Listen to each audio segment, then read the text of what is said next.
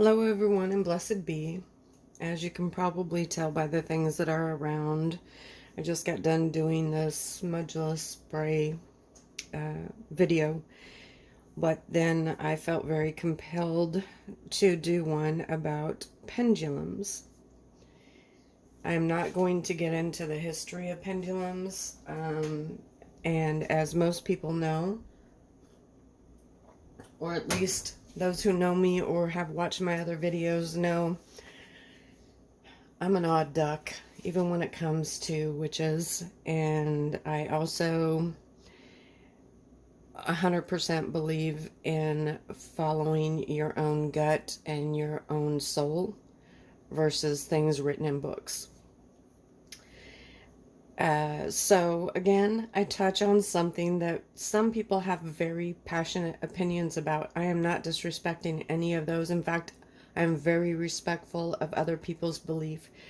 If you follow a tradition or a path, whether it be a historical path, even a mythological path, a family path that says differently than what I believe, I think that's amazing. I love that. And I am not discounting anybody else's path. I'm merely explaining my path. So I hope that makes sense. Pendulums. Pendulums are a type of divination, at least in the context that I'm going to be talking about it.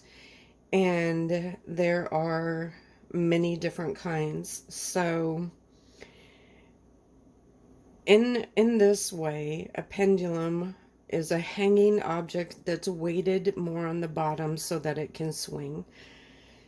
To me, that's about the only thing that is needed continuously.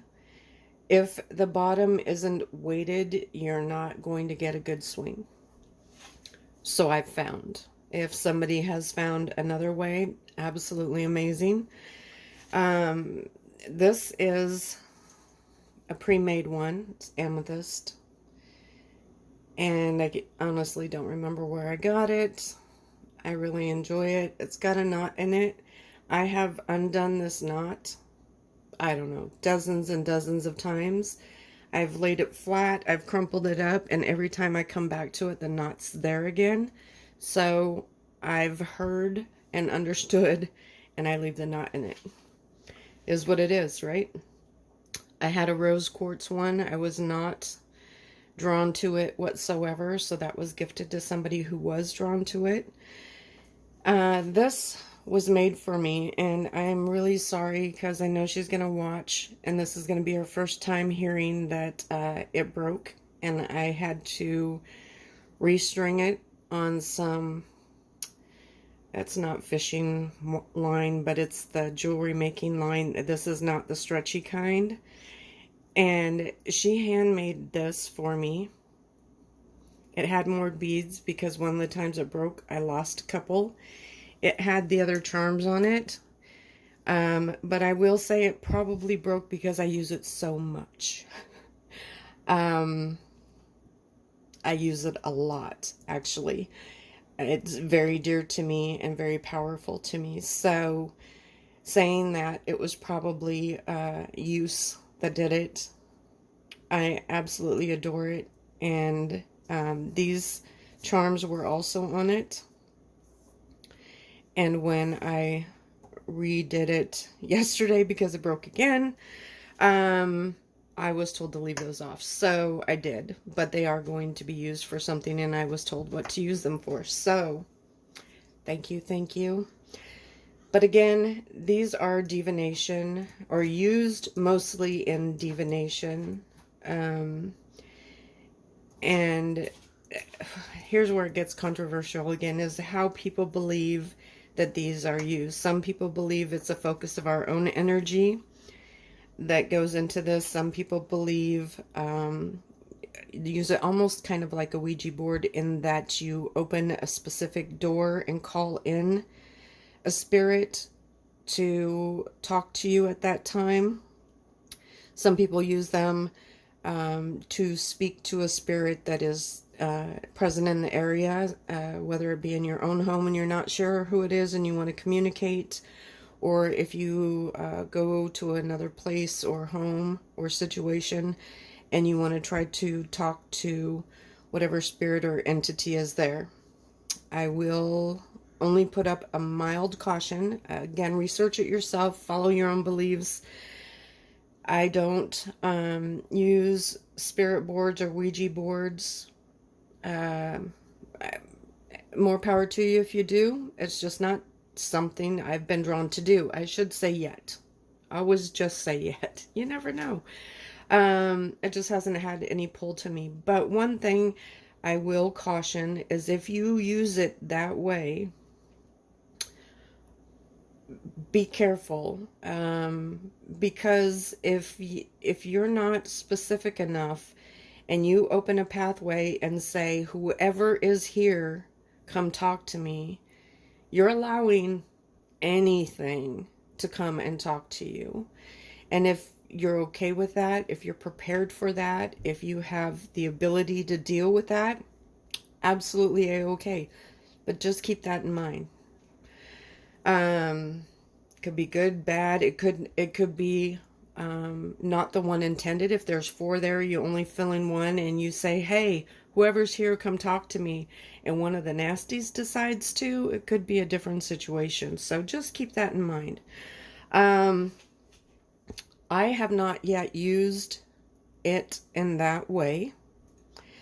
I also know some people who have spirits, whether they be human spirits or non-human spirits, that are attached to a particular pendulum, and they're the only spirit or entity that communicates with them through the pendulum.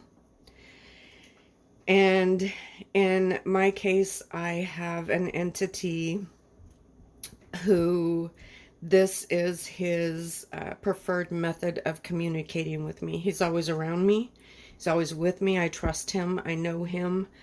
But for many reasons, this is 99% of the time the way that he communicates best with me. Not all spirits can communicate the same way. Not all entities can. And some of them have a preferred method. That's just how it is with me. And I'll just leave it there. Now, the whole technique, there's some general rules. Some people say you have to hold it over this finger, or you have to hold it with your thumb, or you have to loop it around, or you have to do what feels right. However, just some generalization again, whatever's at the bottom needs to be pretty stable and needs to be weighted. If it's really loose, or if it's on a cord that's really tangled, you might not get a true swing. You don't have to have an end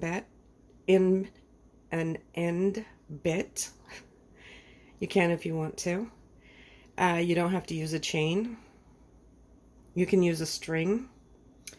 You can use a cord. Some people say, well, it has to be natural. And if that's your path, then make sure it's natural. I do not follow that. I think each pendulum is like a person. It's very different and unique. And like I said, with this one, it was on a beautiful cord. And that cord, when it finally broke the last time, I was concerned about using the plastic cord.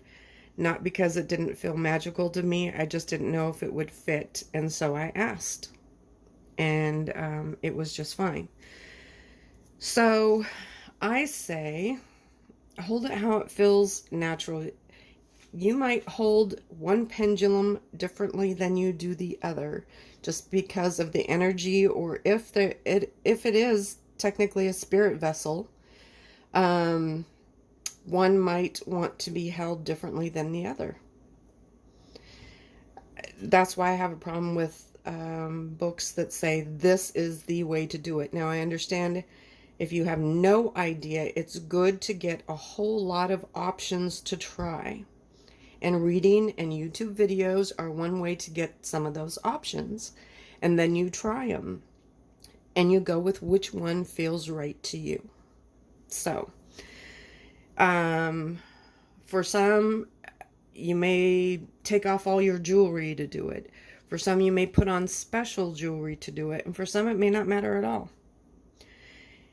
And the other thing that I feel is true is to have a connection to it. I have hung these on really tacky makeshift holders. And while they did work, it felt like talking to somebody through a wall. So some people and some doubting Thomases might feel that it is somebody doing this and making it swing. You know, again, I'm not going to get into that. If you don't believe it works, it's not going to work. I mean, you can watch somebody else do it, and then it's up to your own mind whether you're going to believe, whether that changes your mind, whether you somehow feel, because when a pendulum swings, you're going to have movement in your hand, especially if it's super weighted. You're just going to have a little bit. I do not have a contraption to put my arm in a brace to hold it perfectly still. And I'm just not going to try that hard. I'm really not. A spiritual belief, a spiritual path, Wiccan, witchcraft, whatever your path is a based on your internal path and what each step of that path believes. So if you don't believe, I'm not going to sit here and argue with you. And if you're watching this, I'm hoping that that's not the case. But if you are, you know, so be it. So because of my situation, he doesn't often use this one. He will. He more often uses this one. But right now, for some reason, I'm feeling to use this one, so I'm going to. You can do, like I said, anything that's weighted on the bottom. So this is one of the charms that fell off. You could use this. However, this has a different purpose, as does this. You can use a piece of jewelry, as long as it's weighted enough that it's really going to stay down. It's not going to like be up here or bounce around or anything like that. They have ones that you can buy that are made of metal, made of different stones.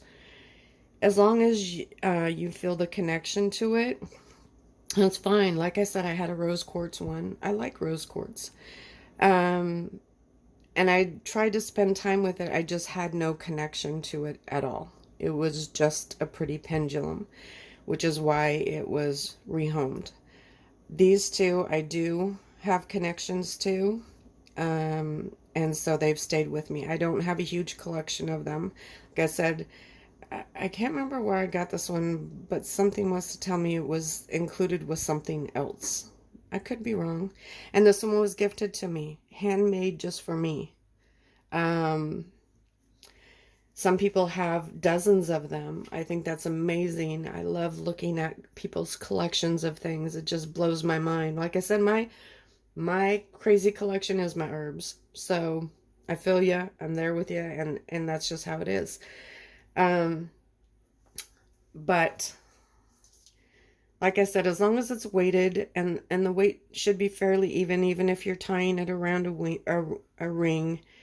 And then people say that this way is yes and that way is no, and this means maybe. And that can be true, but what I like to do with my pendulum is spend some time with it. And then I like to ask it.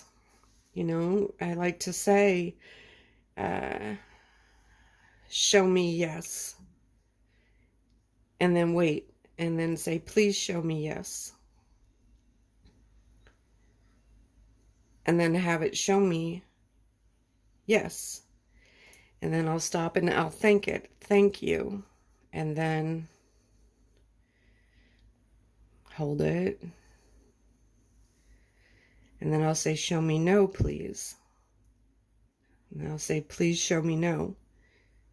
And then I'll wait. And I do this before each session with it.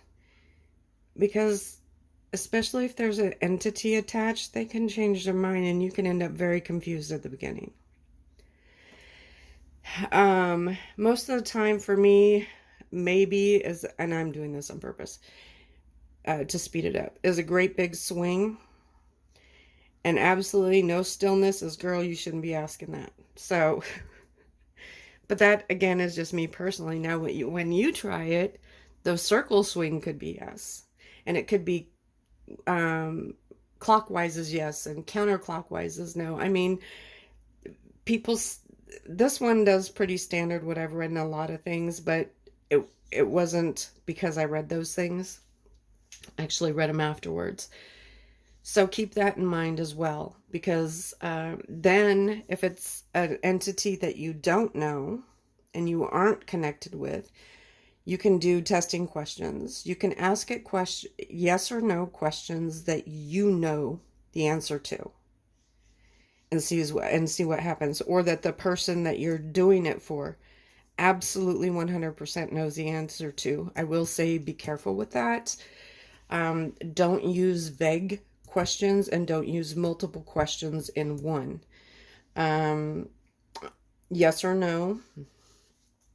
And I can't think of any quickly off the top of my head, but you wouldn't say, is this person before me named Joan, born on blah, blah, blah? You've given it too many things to answer. Stick with one. Is the person that's sitting in front of me named Joan? Or birth name Joan? Be careful with nicknames. Be careful, things like that. So you can kind of test the validity and the integrity of the spirit or being that you're dealing with. Like I said, I have a connection with mine. He gets kind of snarky at times, but we won't get into that. But he's truthful. Now, as far as what you use as a spirit board, pendulum board, whatever, you can hand make your own. There are some absolutely gorgeous ones I've seen online. Some people are so talented. Like I said, I could barely draw a stick person. So literally what I first started doing with him is this. Oh, I wrote all the letters out like this. And it doesn't have a yes, and it doesn't have a no, and it doesn't have a goodbye. And some people will say they absolutely have to have a goodbye, because if you don't close it at the end, you're leaving that channel open. I do believe that. My case is different. My case, I'm dealing with a very specific entity that I know well. That is why you will not see it on here. I thank him afterwards, ending it. So this, again, is me. If you are dealing with an open situation where you're inviting something in, I personally believe you truly do want to close that channel off afterwards. Whether it's the word goodbye, whether it is verbally saying goodbye and closing that channel, I really believe that's something that's very, very important to do. But you will not see it on mine. So I use that with him. And like I said, he's very, very truthful and says some very amazing things. However, oftentimes he did not speak in English. And English is the only language I know. And luckily, on a few occasions, I was able to send what he said to my mentor and a dear friend of mine, and she was able to translate it. And it made sense to her. So luckily, she is really smart that way, many ways. But so that started really frustrating me. And then I could feel that he was starting to get frustrated with the limitations of what I was giving him as well.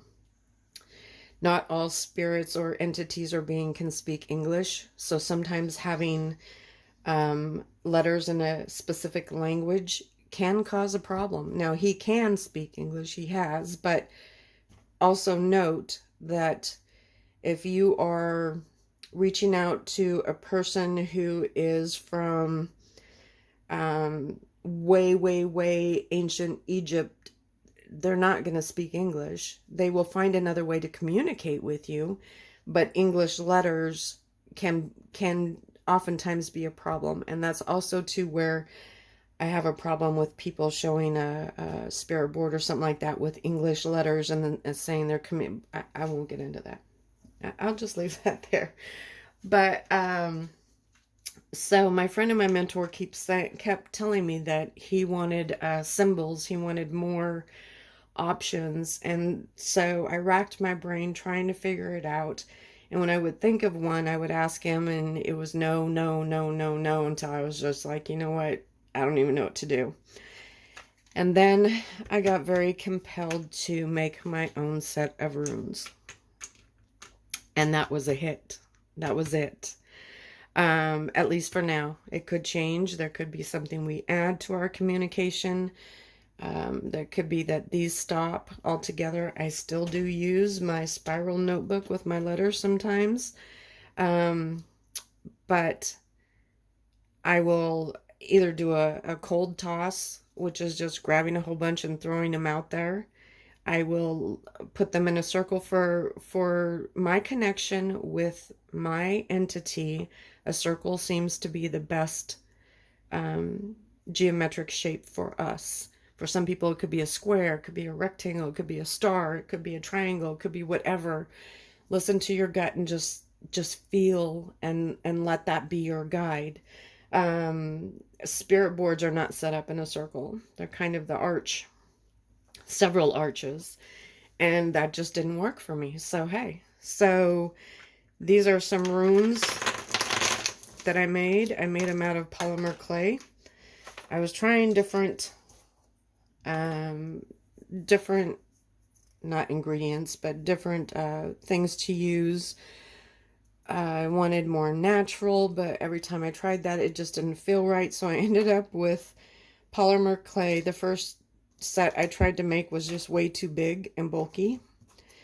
And then, excuse me, I put little tiger eye chips in the back. You don't have to do that. You can make them with cardstock. You can make them with whatever you want. This is a totally different video with runes, but